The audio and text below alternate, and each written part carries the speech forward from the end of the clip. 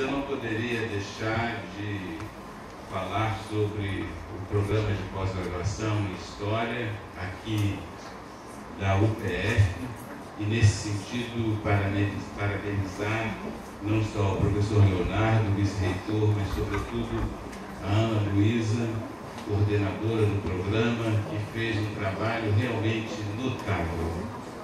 Ao longo desses 6 anos ou mais, esse programa teve uma trajetória muito significativa e que nos enche de orgulho. Eu acabo de ser reconduzido à coordenação da área de História por mais 3 anos, estive nos últimos 3 lá e antes disso estava na comissão da área e pude acompanhar todo esse processo. Vocês sabem que alguns programas entram num processo de avaliação especial quando há alguma sinalização problemática. Aqui havia isso, não por conta da qualidade do corpo docente, não por conta da produção, mas por conta do reduzido número de professores. E a gente percebeu que a instituição deu um apoio significativo ao programa, esse problema foi sanado e, portanto, para nós a questão do acompanhamento especial já estava sanada. Qual não foi a nossa surpresa quando, além disso, o corpo docente do programa de pós-graduação em História da Universidade de Passo Fundo, na última avaliação trienal, nós o vimos nas primeiríssimas colocações da produção intelectual em História do Brasil. Primeiríssimas. Superando com muita folga grandes instituições brasileiras. Tradicionais programas de pós-graduação, inclusive do eixo Rio-São Paulo. Então, isso é a demonstração de que nós podemos fomentar a qualidade, a formação de mestres e doutores em alto nível e a produção de conhecimento relevante, que são os 2 objetivos principais da avaliação, em quaisquer circunstâncias. Desde que haja um corpo docente qualificado, como é o caso daqui, desde que haja uma instituição que saiba a importância do papel da pós-graduação, estricto sensu, e desde que haja um corpo discente comprometido. Então, para nós é motivo de uma enorme satisfação poder estar aqui nesse momento celebrando a instalação oficial do programa de pós-graduação em História, do curso de doutorado, do programa de pós-graduação em História da UPF, a quem, em nome da CAPES, eu dou os parabéns. Bom, e agora eu tenho que tratar dos 50 anos do golpe de 64, tema sobre o qual eu venho falando muito nesses anos, nesse último ano, nesse ano todo. Já desde o ano passado, a minha editora me pediu: Pico, você não vai fazer um livro sobre os 50 anos do golpe? Eu falei, mas eu já escrevi um sobre os 40 anos.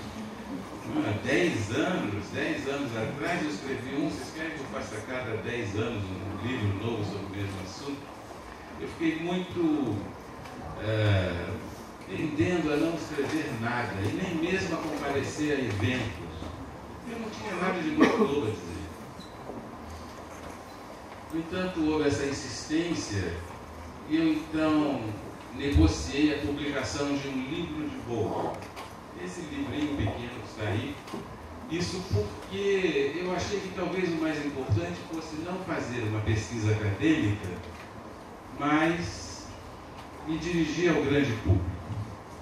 Depois de tantos anos fazendo pesquisa acadêmica, chegou um momento na minha vida em que eu tenho sentido muito essa necessidade de me dirigir ao grande público, ao público não especialista, que foi o que eu decidi fazer. Até mesmo porque um livro de bolso aparentemente é mais fácil de fazer do que um grande livro acadêmico, com aparato de edição e notas, etc.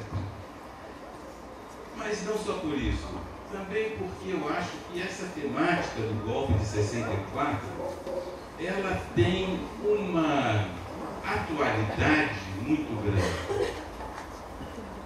para a qual, há muitos anos, vinha chamando a minha atenção uma querida colega lá do Instituto de História do FRJ, a professora Jessie Jane Vieira de Souza, que foi militante da esquerda, participou de eventos dramáticos durante a ditadura militar, tendo inclusive ficado presa durante, creio, 9 ou 11 anos, uma coisa terrível. A Jessie sempre me dizia: Fico, a gente só vai entender a ditadura militar se entendermos o que houve no golpe de 64. E eu ficava com aquilo na cabeça, pensando: o que a Jessie quer dizer comigo? Até que, parando para escrever esse livro, eu me dei conta. Eu acho que para emocionar mais eu me dei conta do que se tratava. Tá bom, vamos em frente.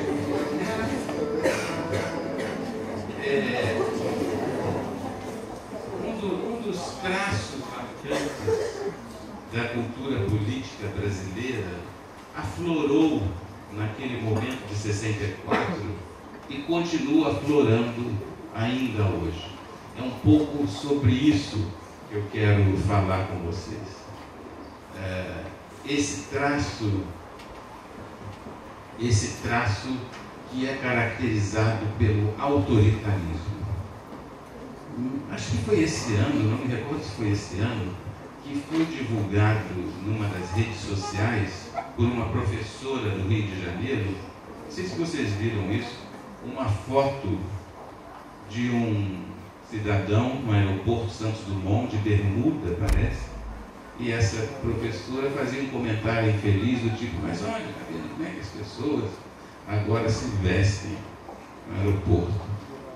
E creio até que um professor da mesma instituição abordou fazendo um comentário infeliz, um dos dois foi demitido, uma coisa assim terrível. O acesso de parcelas mais pobres ou mesmo miseráveis a determinados bens e serviços, acesso propiciado nos últimos anos por uma série de políticas públicas, em relação às quais, inclusive, eu não tenho nenhuma adesão partidária, mas esse acesso certamente tem feito aflorar aquilo que também aflorou 50 anos atrás do golpe de 64. É disso que eu estou falando, a atualidade do golpe de 64, para adiantar logo a conclusão da minha palestra e talvez encerrá-la, é essa. O que tem de atual no estudo do golpe de 64 é a possibilidade de nós vermos que esse traço marcante da cultura política brasileira, o autoritarismo, existiu lá e existe ainda hoje aqui. Realmente, muitos de nós entendemos que o golpe de 64 foi apenas o evento inaugural de uma ditadura militar que duraria 21 anos. Não é assim que, em geral, se trata? As pessoas perguntam: como é que começou a ditadura? Foi no golpe de 64. Pronto, já pulam para 68, tortura, repressão, etc. Não foi assim, não foi uma coisa que se abateu sobre nós do nada.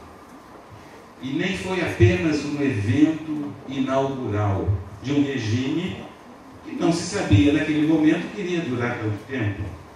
Quando o golpe foi dado, em 31 de março de 64, não havia perspectiva de que ele inaugurasse uma ditadura de 21 anos.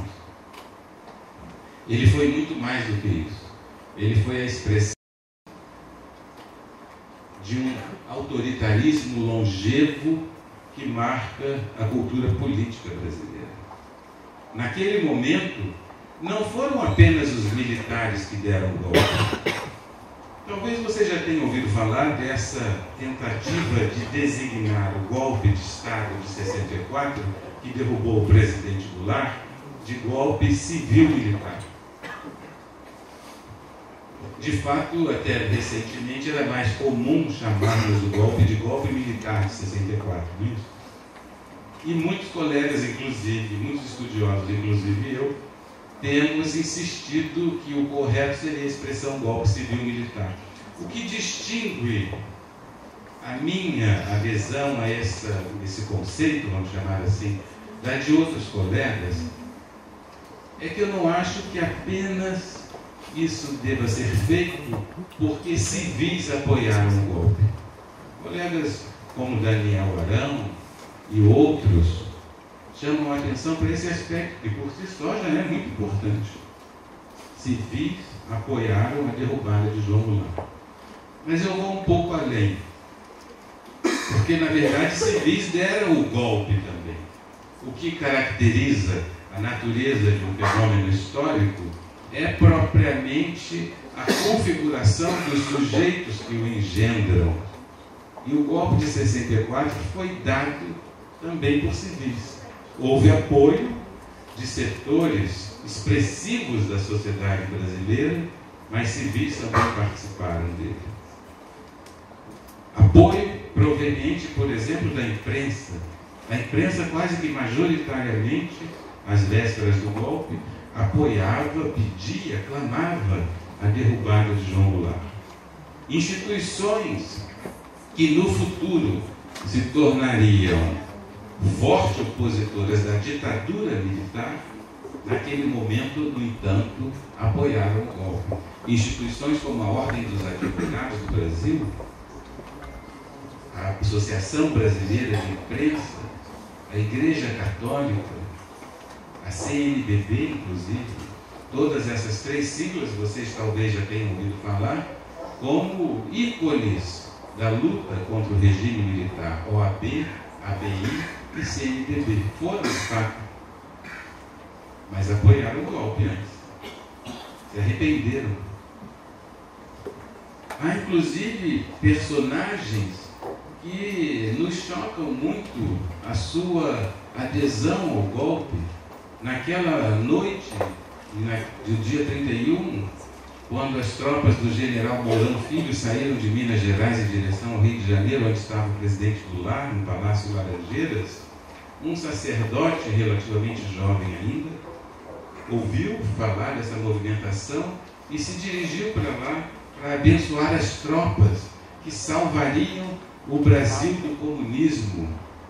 O nome desse sacerdote se tornaria muito importante depois, quando ele virou eminente líder da defesa dos direitos humanos no Brasil, o cardeal Dom Paulo Evaristo Arnes. Naquele momento ele apoiou o golpe. Por que tantas pessoas apoiaram o golpe de 64? Essa me parece ser a pergunta mais frutífera. E não insistirmos apenas em caracterizar o golpe como o evento inaugural da ditadura militar. Até porque não se sabia. Muitos dos que apoiaram o golpe se arrependeram justamente porque perceberam que ele se tornou isso, aí sim, um evento inaugural da ditadura militar. Mas civis também deram o golpe, não apenas apoiaram. E nesse particular, eu me distancio um pouco dos colegas que falam em golpe civil-militar. Civis deram o golpe também. Quem autorizou a movimentação de tropas militares foi um civil, o governador mineiro Magalhães Pinto, numa reunião no dia 28 de março de 64, no aeroporto de Juiz de Fora. Lá ele se convenceu daquela desculpa que justificou o golpe, segundo a qual João Goulart realmente iria instaurar no Brasil uma república sindicalista que abriria portas para a transformação do regime, do país em um regime comunista. Ele é quem autorizou essa movimentação de tropas, não foi por acaso que começou em Minas Gerais. Também foi em Minas Gerais, foi o estado escolhido para realizar a estratégia elaborada pelo Departamento de Estado norte-americano. Muita gente se surpreende ainda hoje com isso, depois de tantas provas documentais. Ah, mas é verdade que os Estados Unidos apoiaram o golpe de 64? Sim, é verdade. Apoiaram desde o ano de 63, ainda no governo do John Kennedy, vocês sabem seria assassinado em novembro de 63, e depois esse planejamento continuou da mesma maneira no governo do vice-presidente Lyndon Johnson. Consistia em duas coisas. Primeiro, que um grande Estado brasileiro se erga, se declare em beligerância ao governo de Goulart, para que haja uma coloração mais ou menos constitucional ao apoio aos golpistas. E segundo, o envio de uma força-tarefa naval liderada por um grande porta-aviões com enorme quantidade de munições e outros navios de guerra, prevendo-se inclusive o desembarque de tropas. Essa articulação para uma hipótese de invasão do Brasil foi feita com o governador Magalhães Pinto. Um grande Estado brasileiro que se declararia em beligerância foi Minas Gerais. Magalhães Pinto, no dia 28, nomeou uma série de grandes políticos de direita para o seu secretariado, compondo assim uma espécie de ministério, né? E designou o famoso Afonso Arinos de Melo Franco para obter no exterior o reconhecimento ao novo governo brasileiro. Isso não foi preciso, porque o golpe foi vitorioso rapidamente. Nem mesmo a força-tarefa naval que saiu lá do Caribe, essa quantidade de soldados, de marinhas, de armas, de munições, de navios com mísseis teleguiados, não chegou ao Porto de Santos, onde desembarcaria tropas, caso Goulart houvesse resistido. A gente sabe que isso não aconteceu, mas esse planejamento e essas ações realmente houve. Então Magalhães autorizou a movimentação de tropas e articulou-se para ser o novo governante brasileiro. Ademais disso, no dia 2, vocês sabem, essas tropas começaram a se movimentar no dia 31. No dia 1º de abril pela manhã, Afonso Arinos, que era um homem muito vaidoso e cioso de sua biografia, deve ter se arrependido de ter se metido nessa enrascada lá em Minas Gerais e pediu ao seu amigo comum, Santiago Dantas, que fosse lá ao Rio, no Palácio Laranjeiras, avisar Goulart: olha, você não resista porque os golpistas têm um apoio norte-americano. Nesse dia 1º, pela manhã, Goulart, ali já com o Palácio Laranjeiras num burburinho tremendo, ele é avisado disso, provavelmente em função desse aviso, deve ter consolidado a decisão de não resistir. Vocês sabem que ele se dirige para Brasília, onde estava sua mulher e muitos documentos. Lá em Brasília, ele é instado a reagir pelo famoso antropólogo Darcy Ribeiro, que era o seu chefe da Casa Civil.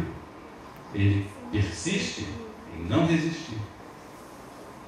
E de Brasília, já no fim da noite, ali por volta das 10, 11 horas da noite, ele toma um avião para Porto Alegre, onde também, aliás, é recebido pelo Leão da Brizola, que mais uma vez insiste que ele deve reagir, mas ele também não reage, e afinal ele vai para o exílio.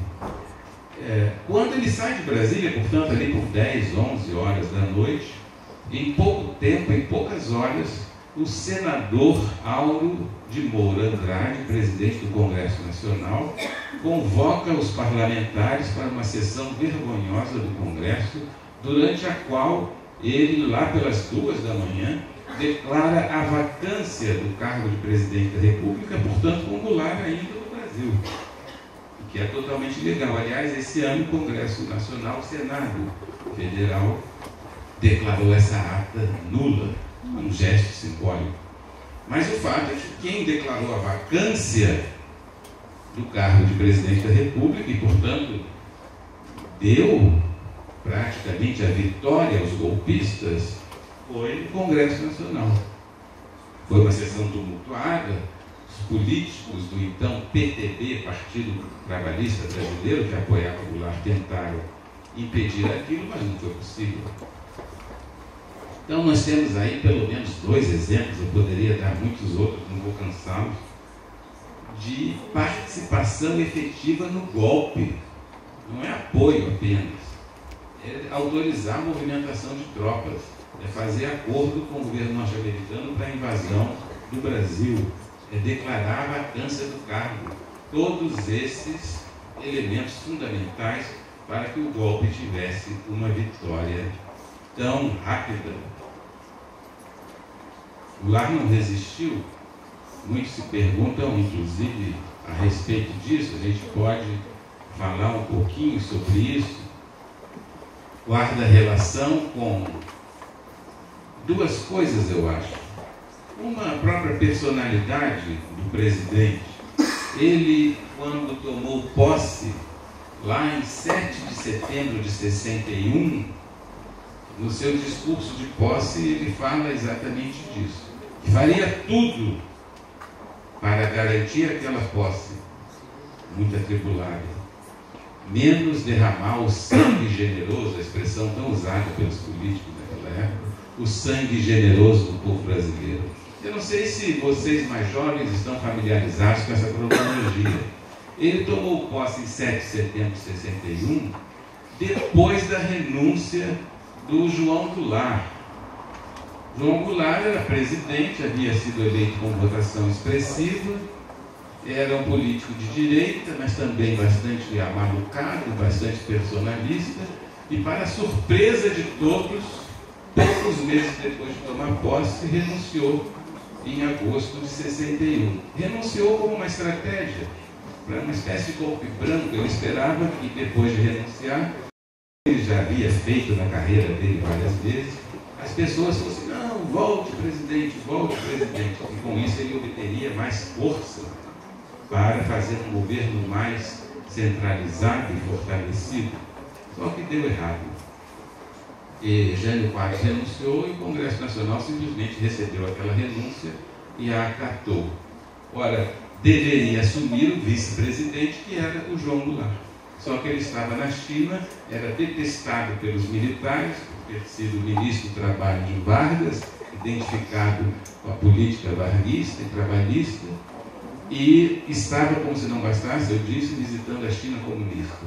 Os ministros militares fizeram uma nota dizendo que ele não deveria voltar ao Brasil, e o governador Leonel Brizola, no Rio Grande do Sul, deflagrou a famosa cadeia da legalidade, dizendo que, como mandava a Constituição, no impedimento do presidente, assume o vice. Isso tomou conta do Brasil e, depois de muita negociação, o Congresso Nacional deu um jeitinho e instaurou às pressas o regime parlamentarista, no qual o presidente é chefe de Estado, mas não governa. Foi por isso que Goulart pôde tomar posse em 7 de setembro de 61, durante a qual ele fez esse tal discurso, dizendo que assumiria aquele poder, aquele governo, aquela presidência da República, melhor dizendo, faria tudo para isso, menos derramar o sangue generoso do povo brasileiro. Porque houve momentos nesse episódio aí, em 61, em que a crise realmente se transpareceu quase uma guerra civil. Portanto, quando ele é derrubado do poder, isso é importante, ele estava cumprindo ainda o mandato de Jânio Quadros, 61 até 65. Ele é afastado do poder em 64, e eu disse que ele não resistiu por 2 razões. Um, por essa índole pacifista, que já se expressara em outros momentos. Outro, também por esse aviso, né, do apoio norte-americano, que seria realmente uma coisa catastrófica, bizarra, o Brasil ser invadido por forças militares norte-americanas. E bem, talvez sejam então 3 motivos, não 2: a personalidade, o aviso norte-americano, e o terceiro é o que eu chamo de mito da história incruenta, que de algum modo se articula a essa resistência que muitos políticos brasileiros têm de estabelecer enfrentamentos decisivos. O mito da história incruenta vocês conhecem perfeitamente. É aquela ideia de que no Brasil nós conseguimos resolver tudo tranquilamente, sem derramamento de sangue. A independência, a república, ao contrário de outros países, foi aqui obtida no Brasil sem derramamento de sangue, sem violência. Nós somos um povo pacifista e não temos conflitos graves. Agora nós sabemos que isso é apenas um mito. A história do Brasil é uma das histórias mais violentas que há, mercê, inclusive, da escravidão. Mas os mitos têm uma força enorme. E certamente essa mitologia da história incruenta impregnou o espírito de muitos políticos e, sem dúvida nenhuma, também de João Goulart. E daí essa resistência, esse receio de tomar ações, tomar iniciativas que pudessem descambar para a guerra, para o derramamento de sangue. Muita gente fala que Goulart e seu governo tinham a ilusão de que contava com um dispositivo militar. Isso era muito propagado pela esquerda. A direita nunca vai dar um golpe, porque o governo Goulart conta com o apoio de um dispositivo militar, inclusive baseado nos oficiais subalternos, além de um dispositivo sindical. Os trabalhadores o apoiarão incontestavelmente sempre.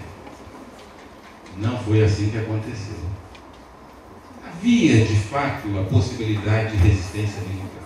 Na base aérea de Santa Cruz, lá no Rio de Janeiro, onde ficavam os aviões militares, pilotos legalistas aguardavam apenas a ordem de João Goulart para se dirigir a Juiz de Fora e acabar com aquela história das tropas do general Mourão Filho. Um piloto, inclusive, foi até lá, sobrevoou, causou uma grande preocupação nas tropas do general Mourão Filho, voltou, havia outros 5 aviões caça de prontidão, mas Goulart não deu a ordem. Também os fuzileiros navais, que tinham um armamento muito pesado, poderiam ter resistido, mas essa ordem de combate nunca veio de João Goulart. Muitos analistas, inclusive da época, em função disso, dizem que João Goulart foi um covarde por não ter resistido e permitido a instauração do golpe de 64. Será que foi assim mesmo? Será que ele foi um covarde? Ou será que ele foi realista e impediu uma grande violência diante das circunstâncias? Não nos cabe fazer valoração moral, mas esse é um aspecto que pode ser confrontado também com o outro. Se ele não resistiu, ninguém mais resistiu também. A esquerda, os sindicatos, o movimento estudantil, ninguém resistiu. A ditadura, o golpe de 64, melhor dizendo, veio, se estabeleceu, seus líderes previam um conflito que duraria no mínimo 15, 20 dias de luta, mas isso não aconteceu. Goulart não resistiu, mas também ninguém mais resistiu. Essa questão da resistência nos permite também pensar uma outra circunstância que eu tenho estudado muito, não só em relação à ditadura brasileira, mas à Argentina, que é a da violência.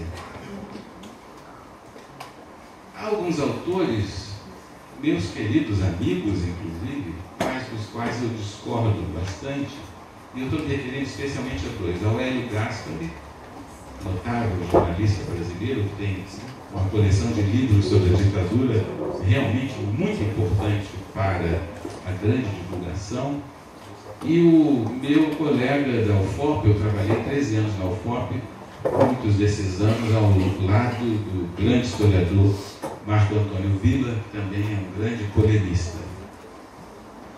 Ambos têm uma leitura da qual eu discordo, e elas estão centradas na questão da violência. Para o Hélio Gaspari, o jornalista famoso, o golpe de 64 foi uma espécie de evento banal. Ele, inclusive, usa a expressão batalha de telefonemas.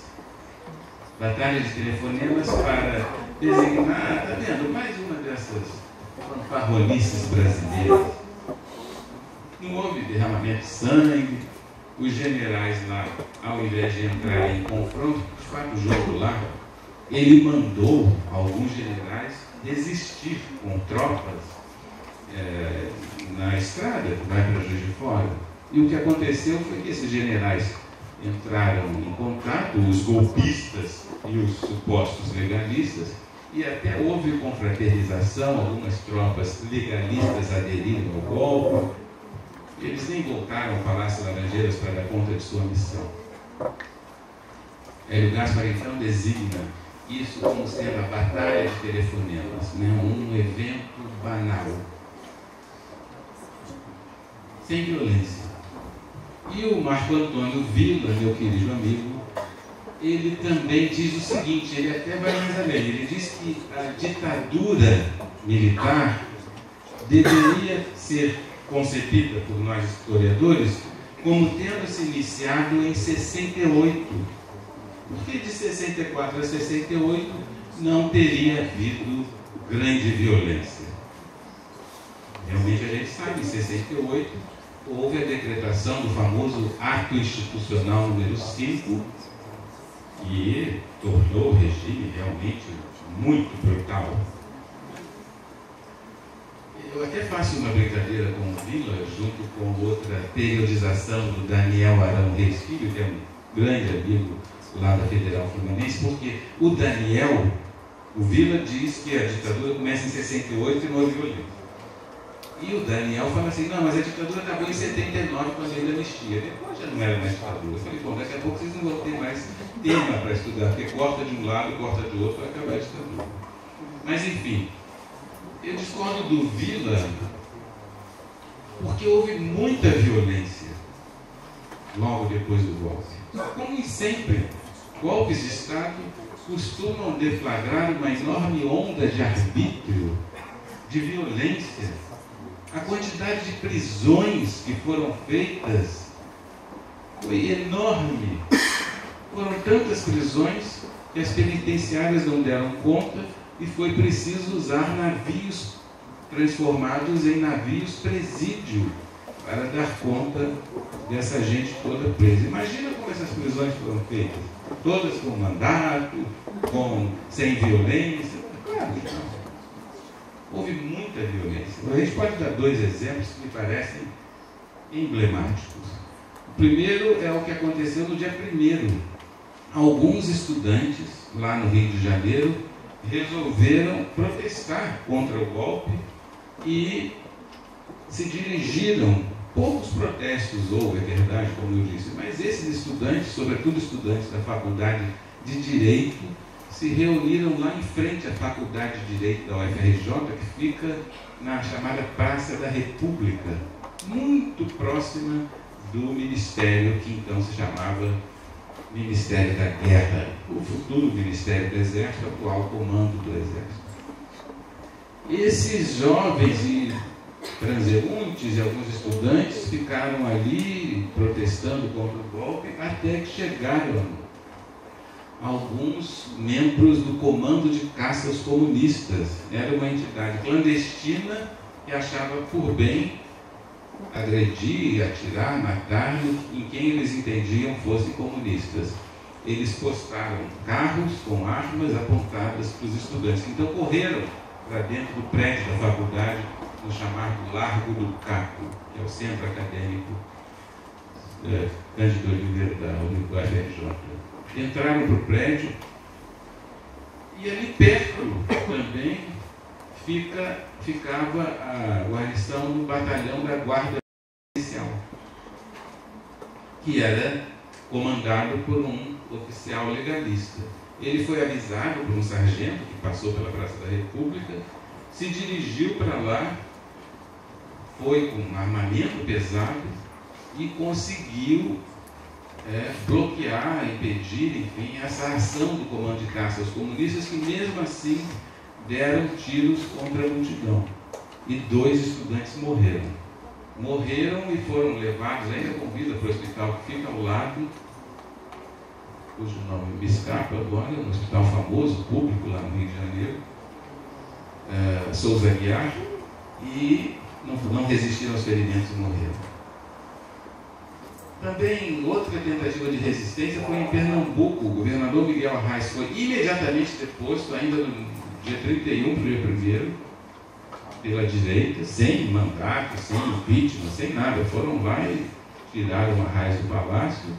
Alguns estudantes também protestaram e lá também houve mortes. Aliás, em Pernambuco também foi que se deu nesse momento um caso dramático, terrível, de tortura no espaço público do famoso comunista Gregório Bezerra, que foi levado para as ruas, o seu algoz, ele ficava incitando as pessoas a torturarem Gregório Bezerra, cortaram os pés dele com sei lá porquê, era uma região com calçamento de pedra, colocaram o Gregório numa poça de ácido de bateria para ficar doendo bastante e o fizeram caminhar amarrado com cordas, e 2 soldados iam levando e espancando pelas ruas, e o maluco do oficial, creio em coronel, incitava as pessoas, está vendo, vamos linchar esse comunista que iria levar o Brasil ao comunismo. Enfim, houve muita violência. Falar em golpe banal, como diz o Gaspari, em batalha de telefonemas, ou dizer que não houve violência entre 64 e 68, me parece um grande equívoco e um grande desserviço à informação pública, à constituição das memórias, que muitas vezes acredita nisso. Vocês já ouviram falar da expressão dita branda? Justamente designaria esse período aí de supostamente de menos violência. Mas houve violência. Claro, a gente não pode, digamos, fazer equivaler a violência que houve do golpe de 64 e até 68 com a montagem de um sofisticadíssimo sistema ou aparato de repressão política a partir de 68 com AI-5. Aí realmente houve a constituição de uma espionagem nacional, de uma polícia política, de uma censura da imprensa muito forte. Nada disso havia antes, de uma propaganda política. Mas isso não significa a inexistência de um aparato de repressão antes de 68, não significa a inexistência de violência. Então, vender a ideia de que o golpe não foi violento não me parece correto.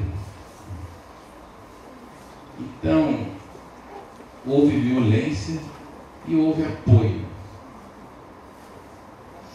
Houve apoio de setores da sociedade. E por isso me parece fundamental nós insistirmos nesses aspectos tabu. Eu creio que uma das tarefas do historiador do tempo presente, do historiador que se volta para essas questões mais recentes, é essa, a de enfrentar questões que são mais ou menos delicadas, que são desconfortáveis, como confrontar o caráter mítico de que nós teríamos uma história cruenta, e daí então o golpe de 64, como os outros eventos, foi mais ou menos resolvido sem derramamento de sangue. Não é verdade. Ou enfrentar questões polêmicas e delicadas, ou mesmo tabu, como essa do apoio de setores da sociedade. Houve apoio. Recentemente eu estive naquele programa Manhattan Connection, divulgando esse livro, e o Lucas Mendes, que é um dos jornalistas que ali está, ele me perguntou, mas professor, as pessoas hoje em dia falam que, até algumas pessoas falam que naquela época era melhor, porque não havia violência, não havia corrupção. É impressionante como isso persiste, quer dizer, houve muita violência, assim como houve muita corrupção durante a ditadura militar. E a gente precisa enfrentar essas configurações confortáveis da memória, como é o caso de se chamar esse período de ditadura. Me parece que isso é um equívoco total. Assim como nós precisamos nos perguntar se aquela aceitação de uma solução autoritária para a crise de 64 foi uma aceitação, digamos, que não guarda relação com esse autoritarismo que eu digo marca a cultura política brasileira ainda hoje. E tem complicadores, porque nada em história é simples. O que é uma obviedade dizer para os historiadores, né? Mas eu estou às vezes pensando no público em geral. Nada é muito simples em história. Vocês sabem que o IBOP, o famoso instituto que até hoje faz as pesquisas aí, de opinião pública, ele já existia naquela época. E provavelmente por encomenda da direita, que fazia uma propaganda massiva para desestabilizar o governo Goulart, fez pesquisas sobre o governo Goulart. E surpreendentemente, o IBOP, alguns anos atrás, doou esse material para, se não me engano, para o arquivo Edgar Lombô, da Universidade Estadual de Campinas, para a Unicamp. E essas pesquisas mostram que Goulart contava com um espetacular apoio popular. Ele, inclusive, a Constituição proibia na época a reeleição, mas se ele pudesse se candidatar, ele seria eleito. Ele só perderia para Juscelino Kubitschek, que era candidatíssimo, já tinha sido lançado pelo PSD, um partido de centro-direita que havia na ocasião. Só perdia, se não me engano, em Minas Gerais, no estado do Nordeste, ganhava nos outros estados todos. A sua proposta de reforma agrária, perguntava, as pessoas diziam que apoiavam integralmente, achavam que aquilo era fundamental para o Brasil. Como é que a gente explica então isso? A configuração, por um lado, de uma opinião pública que eu disse no início, apoiava a derrubada de João Goulart, imprensa, CNBB, OAB, Igreja Católica, com as famosas marchas da família, com Deus pela liberdade, que tomaram conta do Brasil, essas marchas organizadas pela Igreja, exigindo a derrubada de Goulart. Como é que a gente combina isso com um apoio popular tão expressivo? Aparentemente não faz sentido. Ele, ao mesmo tempo, contava com um enorme apoio popular, mas, ao mesmo tempo, enfrentou uma tremenda campanha de desestabilização por essas instâncias todas que eu nomeei. Então, eu tenho dito que o golpe de 64 ele é muito falado, mas pouco pesquisado. A gente não tem muita pesquisa substantiva que explique essas aparentes contradições. E como é que pode ser isso? Um apoio tão grande e um apoio tão grande da população e uma manifestação tão expressiva de desagrado. Outro dia, eu tenho repetido isso sempre nessas palestras que eu tenho feito.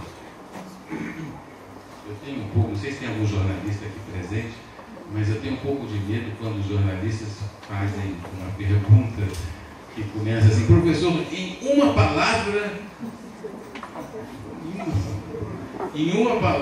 como o senhor explica o golpe de 64? Foi exatamente assim que perguntou esse colega da imprensa. Eu falei: ah, meu Deus.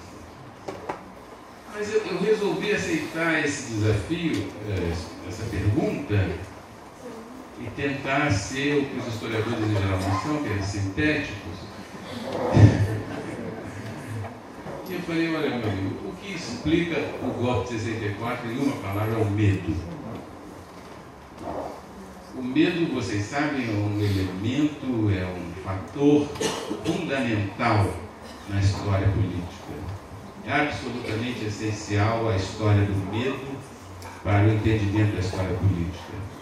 E eu acho que naquela quadra esse sentimento motivou muitas ações. Motivou muitas ações no contexto daquilo que eu chamei de autoritarismo, de adesão a soluções autoritárias. Quando a gente frequenta a documentação da época, quando a gente vê os discursos dos políticos daquela época, quando a gente vê a enorme campanha de desestabilização de Goulart, eu sempre tenho dito também que é preciso distinguir entre essa campanha de desestabilização, que começou desde o dia da posse, visando a torná-lo uma espécie de, como a gente diria hoje, eleitor fraco, para que Goulart não conseguisse fazer seu sucessor em 65. Isso se transformou depois deixou de ser uma simples campanha para fragilizá-lo e se tornou uma conspiração para sua derrubada mesmo, sobretudo a partir de 63. Mas enfim, quando a gente verifica essa campanha, essa conspiração, e quando a gente verifica também as manifestações cotidianas da classe média,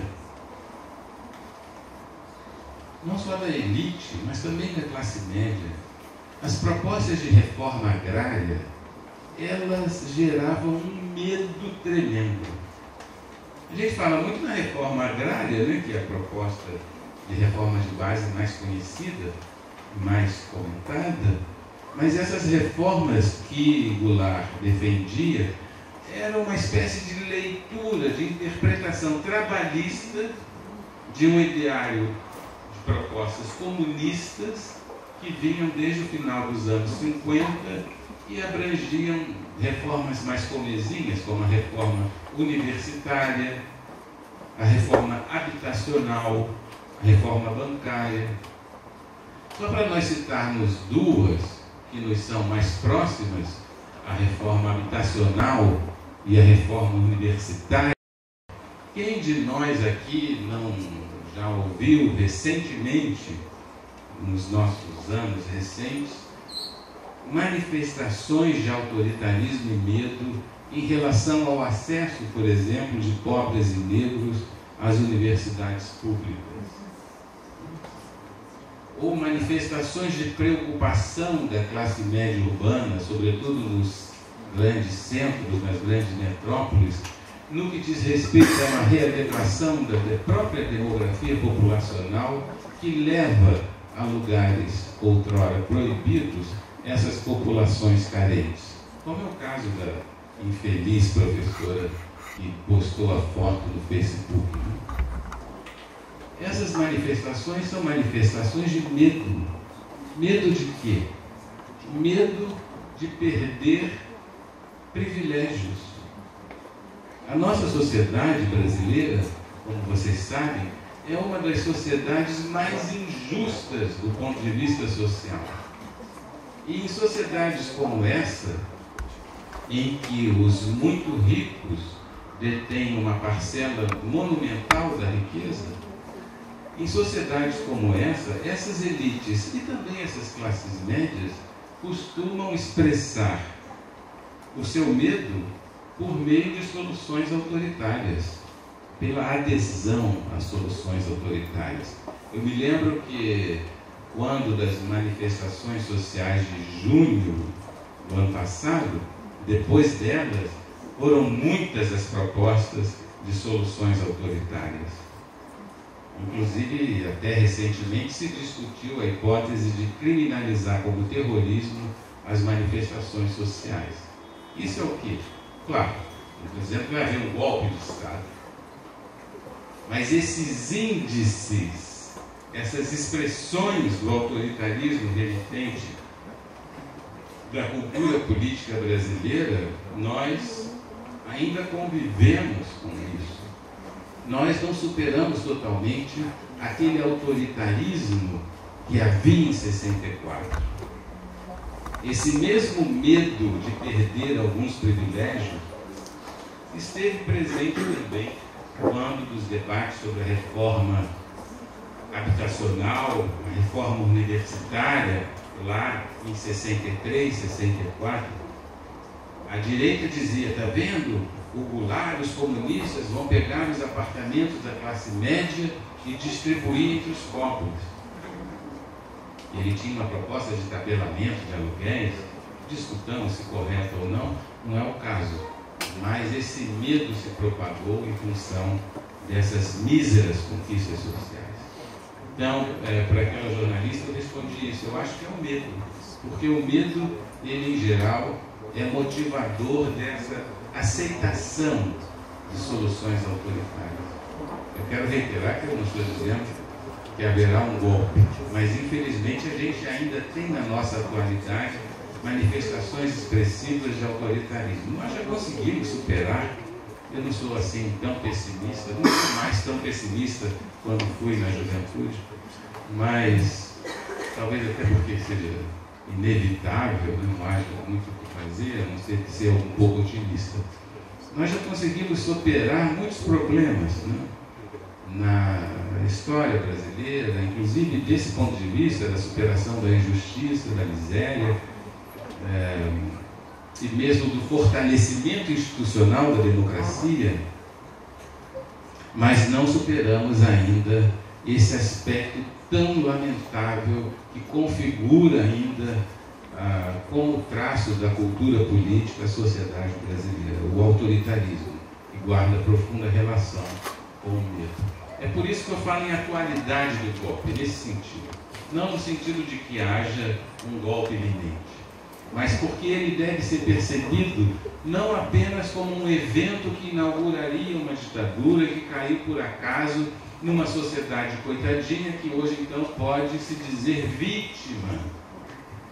Porque a leitura de que houve apoio de alguns setores da sociedade, a gente deve sublinhá-la exatamente para impedir essas leituras românticas, heróicas e vitimizadoras, segundo as quais, de um lado havia militares malvados e de outro uma sociedade vítima de um golpe. Que é isso? Não foi nada disso. Civis deram o golpe, políticos que nem deram o golpe, que não apoiaram o golpe, acabaram votando no general Castelo Branco, como é o caso do Juscelino Kubitschek, porque ele era candidatíssimo à presidência em 65 e fez esse acordo com o Castelo. Você garante que haverá eleições em 65? O Castelo disse que sim, e Juscelino liberou seu voto de sua bancada.